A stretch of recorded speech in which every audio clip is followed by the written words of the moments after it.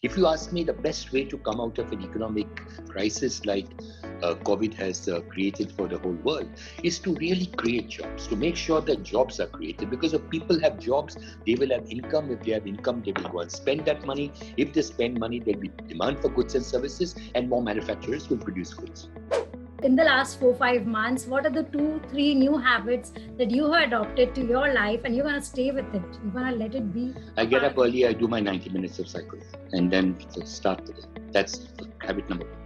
Habit number two is that at a certain time in the evening, typically around 8 o'clock in the evening, 8 to 9, my wife and daughter, there are three of us at home, we must all sit together and just generally chat about what's going on. Any Netflix or any OTT platform binging has started from your end? I don't watch movies. I have zero interest in it. A short script, 20 minutes, 25 minutes of some comedy is fine, but nothing beyond that. So I love old singers like Mohammed Rafi, Mukesh, Hemant Kumar, Kishore Kumar, a little less Kishore Kumar, but also Kishore Kumar. So these are the four best singers according to me.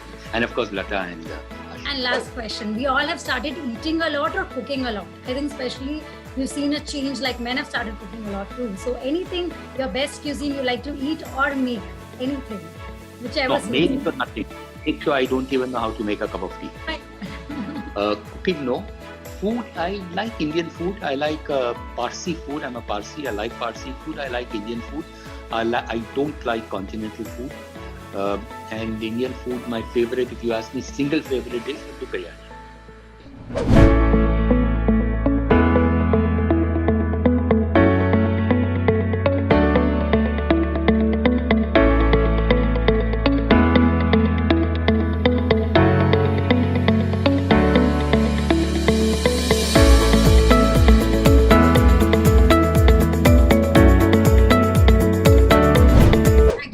For taking out this moment in time for India Podcast, my listeners and viewers there. It is always interesting to speak with you, not just because we know you're someone who voices about the housing space much strongly and about a lot more about economy and industry, but KK Mistry is a man who one should know beyond his business and beyond the work he's excelled in. So thank you for joining us today. My pleasure. My pleasure, Anku. Thank you for calling me.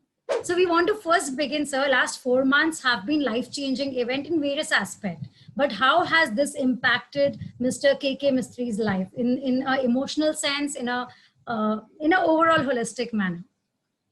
So I think the first two months were scary, very scary. I would say not even two. I would say the first 3 months. Actually, the first 1.5 months was very fine. There was no problem. Then somewhere towards the end of May, early June, we started getting all these news about non-availability of hospital beds. And, we started seeing people we had known who had contracted COVID. So that created a little bit of a scare. There was a lockdown, as you know, in Mumbai till 15th of July. So you couldn't really get out of the house. And I hardly ever got out. Did come a couple of times to office, but that was with a pass and whatever else was required. So there was a little bit of a fear around that month of June, but fortunately that has gone. And I think coming to office, now I try to come to office about 3 days a week. And coming to office just relieves your mind from the stress of just being at home. And, even though you are working at home, it's not that you're not working. In fact, if you ask me honestly, Anku, I think I was working more from home then I work from office, because the whole day, there's nothing like timing. It starts in the morning and it just goes on till whatever time. There's no lunch break. There's nothing. Anytime you feel, you just end up taking lunch. So it's not that one was not working, but just the atmosphere of coming out of the house, talking to people, not in a close proximity, but at least going to someone's room, just having a chat makes it so much better. So something you realize that how we take certain things in life so granted. When we were working in office, it was like, oh my God, we've got so many meetings, but working from home was more tiring. You wanted to come out, Absolutely. The other thing, if you ask me, is that I took cycling very seriously. And I used to I've been cycling, at least on the days when I don't come to office, something like 90 minutes a day. Oh my God. Stationary cycle, obviously stationary cycle, yes, but 90 minutes. Whereas in the office, when I come to office, because of office, whatever reason, pressure, it doesn't happen. And this is first thing I get up in the morning. I do my 90 minutes of cycle, have a wash, and then by 9:30, I'm ready to do whatever needs to be done. Coming to the entire management of COVID-19, I think India approached it more from the health point of view. We've spoken to so many of our policymakers, bankers, industrialists. They all said that India, and especially Mr. Sanjeev Sanyal said, we wanted to take a health viewpoint and then get into handling the finances. Do you think that approach really worked for us in terms of the way Indian economy operates? See, I would put it this way, that it was important to have the lockdown at the time when we introduced a lockdown. To some people I've read say that it was too early. I don't think it was very early, because if we had not done it at that time, then the number of cases would have escalated in those days, and we probably did not have enough health infrastructure in place. So the idea of the lockdown, to my mind, was to give enough time to create the health infrastructure, the quarantine centers and stuff like that that was required. And once that was done, then the economy had to open up. It's not that COVID has gone away. COVID has not gone away. And it's probably not even going to go away in a hurry. But it's just that people are now getting used to the idea of working with this virus. And we created so many health facilities. So I think it was important in those days to just ensure that enough health facilities are created to make sure that, in push comes to shove, people have a place to have a hospital room or some kind of a quarantine center. So you say we are in the rebuilding stage, or going to get into the rebuilding stage of economy. Are we prepared, since the setup has been played out before? So you think we are prepared to now step into rebuilding economy, opening up and thoroughly opening up? I definitely think so. I certainly think so. I mean, I'm seeing this on a day-to-day basis. I'm seeing, if you look at traffic, if you look at a city like Mumbai, or I'm sure same is the case with Delhi, every passing day you are seeing the traffic is increasing. And in fact, when I was coming into office this morning, it was like a normal day pre-COVID. It took as much time as it took pre-COVID. And when I went home on Friday from office, it took the same amount of time as it used to be pre-COVID days. So people are out on the road now. I think it is important that we create the discipline that is required, that people, when they're out on the road, must wear a mask, must take social distancing is adopted and is, practiced in some form or the other. There is not too much of crowding of people and things like that. So long as we take those basic steps, I think we are doing fine. And as far as the economy is concerned, my sense is that the economy is opening up. Demand is picking up in every segment of the market. Every segment of the economy is picking up. Maybe not that much in hospitality or hotels or airlines, because there is still that fear of, being in an airplane for 2-3 hours. There is a fear of going to a hotel. You prefer to, eat food at home and things like that. But other than that, if you look at basic essentials, look at two-wheelers, my sense is even demand for four-wheelers is coming back. Demand for housing is certainly coming back. I don't want to get into numbers, but if I just give you numbers up to July, which are in public domain, in the month of July, we disbursed loans, individual housing loans, aggregating to as much as 81% of what we had done in July of last year. And with every passing month, we have seen that the percentage that we are dispersing is getting higher and higher as a percentage of what we had done in the previous year. So April was a complete washout, because there was nothing we could do. There was a total lockdown. May was also relatively weak because the offices and things like that started opening up only in the middle of May. But June, things started getting better.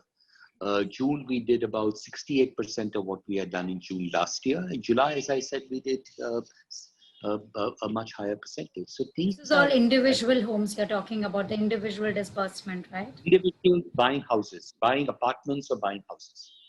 Why do you see with the consumption pattern almost shattered around, and so much of job losses had been created overnight, so many people not having that regular expense capability, an increase in demand could have been generated from what point of view? Even the individual consumption rate that you've been able to bring it back close to normal is coming from where? Do they have enough job?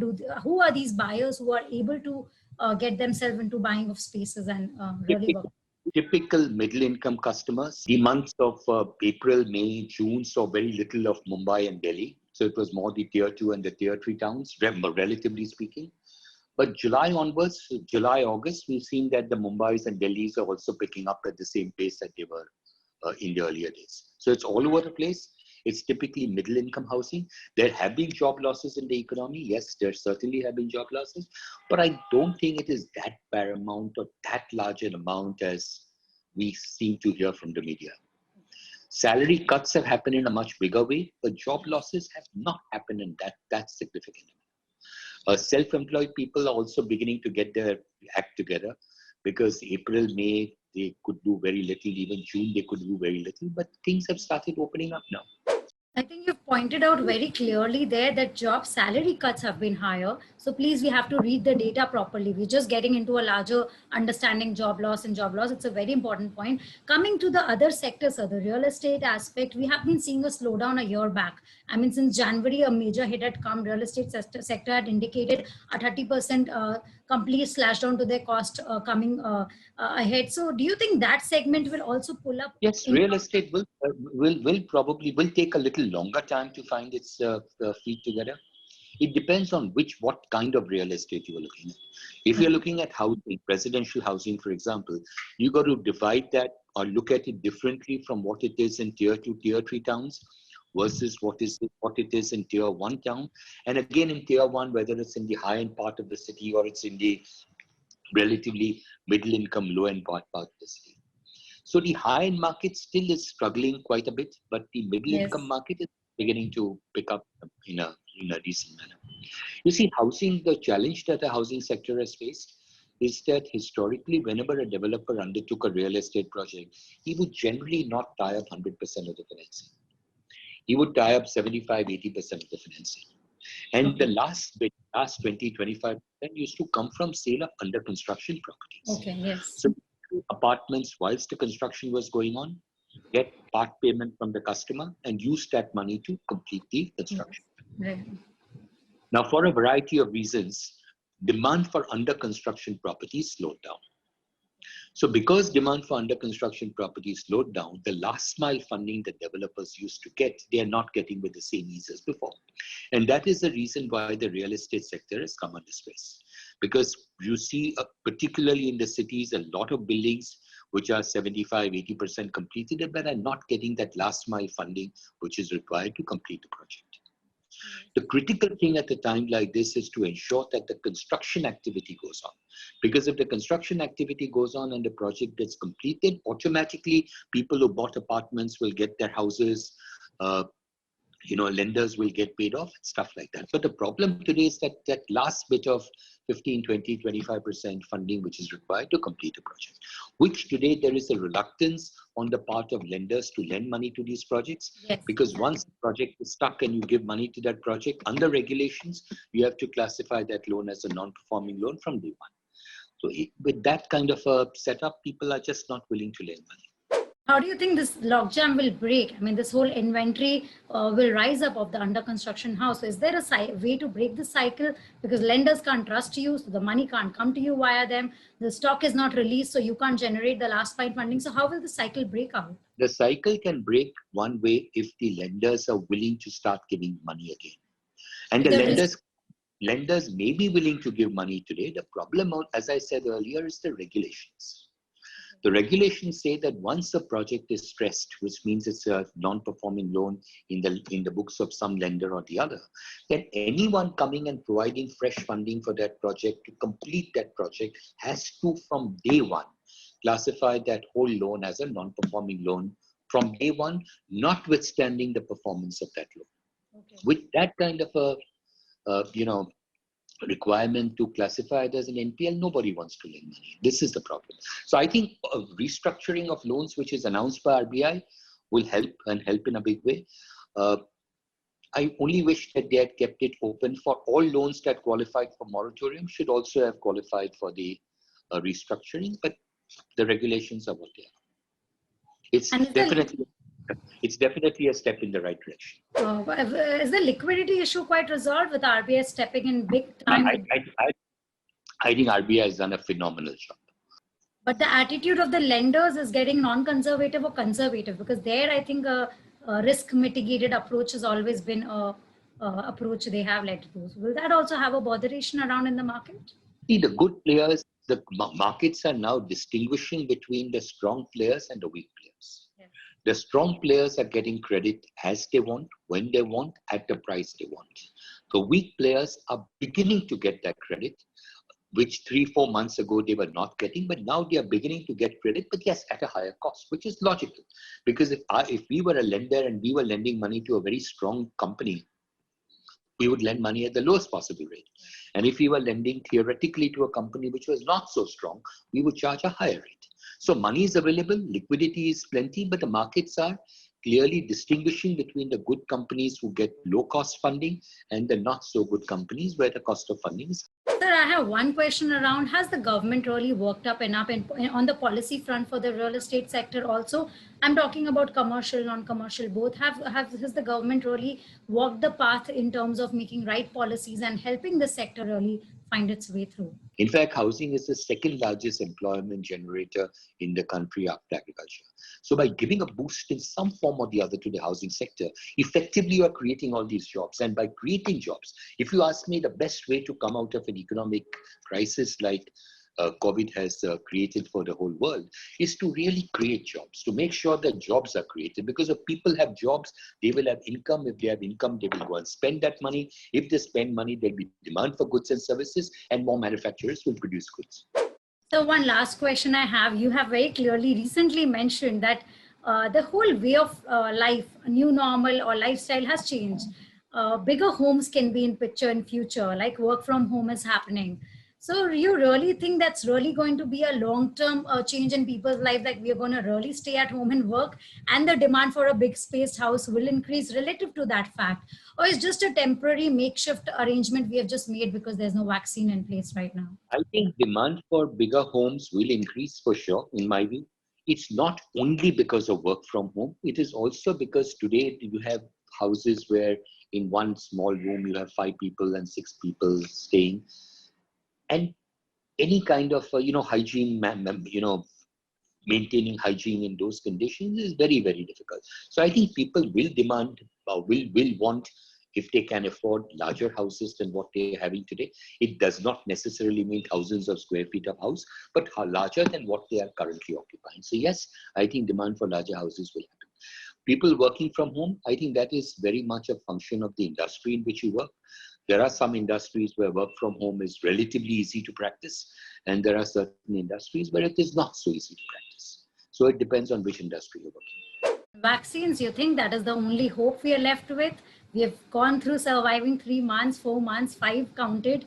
Are you also believing that vaccine coming in will vanish all the fear, or it's going to take time? Well, vaccine will certainly make you feel more at ease, for sure. Whether a vaccine is effective, not effective, will it last 3 months, 6 months, 12 months? I have no idea. I'm not a scientist. I wouldn't know. But it will give you that mental comfort that at least I'm vaccinated. I'm to some extent protected, to some or great extent protected. A lot has to be still understood on the vaccine. Can you take 2 vaccines? Can you take 1 vaccine and then 3 months later take a second vaccine if a better vaccine comes in the market? Or once you've taken 1 vaccine, you can't take us. So these are questions where I don't think anyone has an answer at home. Thank you so much for letting us into your personal life a little bit and giving this time. And we really hope we see bigger houses for us to live in, and you're there to support us in all the way we want. Thank you so much for all your time and understanding. Thank you.